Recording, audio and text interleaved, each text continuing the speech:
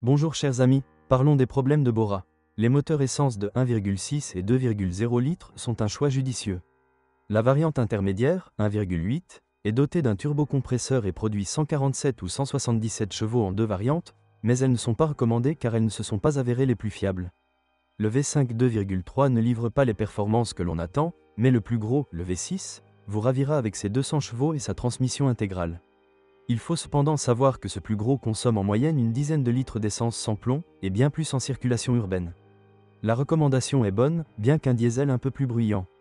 Ils sont tous de 1,9 litres, mais sont disponibles dans une gamme de puissances différentes. Depuis le début de la production, ce moteur a 90 chevaux. Après mai 2002, des moteurs de 110 et 115 chevaux sont arrivés, et depuis juin, pas moins de 130 chevaux ont tiré cette berline. La consommation moyenne est d'environ 5 litres de diesel au 100 km, ce qui semble solide. VW Bora, historique du modèle, 1999, lancement de la VW Bora, basée sur la Golf et à 4 portes. Tous les modèles comprennent des vitres avant électriques, des rétroviseurs extérieurs chauffants, un verrouillage et une climatisation à distance, des accessoires d'ordinateur de bord et des roues de 16 pouces. Offert 3 essences de départ, 1,6 de 100 chevaux, 2,0 de 115 chevaux et 2,3 V5 de 150 chevaux. Démarrage des moteurs diesel 1,9 TDI de 90 chevaux et 110 chevaux. La version sport est livrée avec un support ferme et une climatisation. 2000, lancement du 2,8 V6 4 motions à 4 roues motrices, 204 chevaux et transmission automatique à 4 vitesses. Offert un moteur 1,6 16 V 105 chevaux amélioré. 2001, nouveau moteur turbo diesel PD 1,9 de 115 chevaux et 130 chevaux 2002.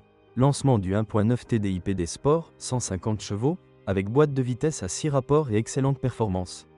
2005, lancement de la nouvelle génération de VW Jetta.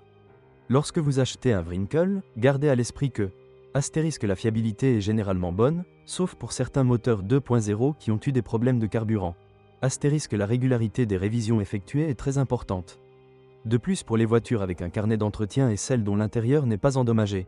Astérisque l'usure rapide des pneus est un phénomène courant en raison de problèmes de géométrie du véhicule. Les irrégularités peuvent déplacer le piège, mais cela se règle facilement. Nous arrivons maintenant à la raison pour laquelle nous avons recommandé le diesel. Les moteurs à essence 1,8 ont très souvent eu leurs courroies dentées qui se sont détachées ou ont éclaté, et lorsque cela se produit, la seule solution est une révision générale de l'ensemble du moteur. Avec les variantes 1,6, c'est la même histoire, mais avec des conséquences mineures.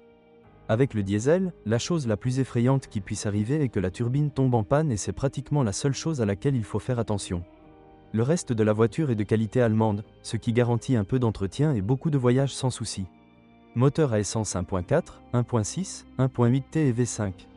Sur les modèles fabriqués entre janvier 2001 et janvier 2003, ils présentent une défaillance fréquente de la bobine. Les moteurs 1.4 16V et 1.6 16V ont des tendeurs de courroie en plastique qui se cassent avant l'heure de l'entretien majeur. Moteur 1,8 tonnes 150. Sur certains modèles, la pompe à eau tombe en panne après 60 km. Le moteur 1.8 20V a un problème avec les capteurs de débit d'air. Tous les moteurs turbo 1,8 20V fabriqués entre début août 2001 et octobre 2002 subissent la défaillance d'une ou plusieurs bobines, ce qui entraîne un litige entre VAG et les fournisseurs. 2.0 a une mauvaise pompe à eau. Moteur TDI. Les VW Wrinkles produites jusqu'au printemps 2003 souffraient souvent de mauvaises performances du moteur en raison de la défaillance du débitmètre d'air, du débitmètre. Le nettoyage n'est pas recommandé, le remplacement est nécessaire. Moteur TDI 130 chevaux. Sur certains modèles, le moteur TDI présente un risque de déclenchement des soupapes. La perte de puissance occasionnelle sur les TDI de 90 chevaux et 110 chevaux peut être due à l'une des raisons suivantes.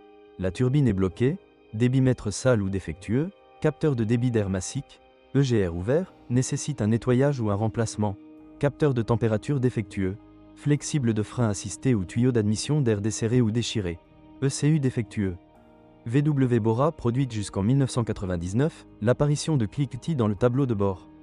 Sur les modèles VW Bora fabriqués après septembre 1999, il y a un cliquetis dans la serrure de porte. Sur les modèles VW Bora fabriqués jusqu'en 2001, bruit de transmission lors de la conduite sur terrain accidenté. Défaillance du verrouillage centralisé. Sur les modèles fabriqués jusqu'en 2001, une erreur s'est produite au niveau de l'interrupteur de déverrouillage du réservoir de carburant situé à côté du frein à main. Tous les modèles, surtout depuis juin 2000, ont connu une panne courante du lève-vitre. Panne climatique. Certaines VW Bora, notamment celles fabriquées jusqu'en 2002, ont connu une panne du compresseur d'air, généralement après 80 000 km. Panne du tableau de bord, des instruments de mesure des modèles fabriqués jusqu'en 2000.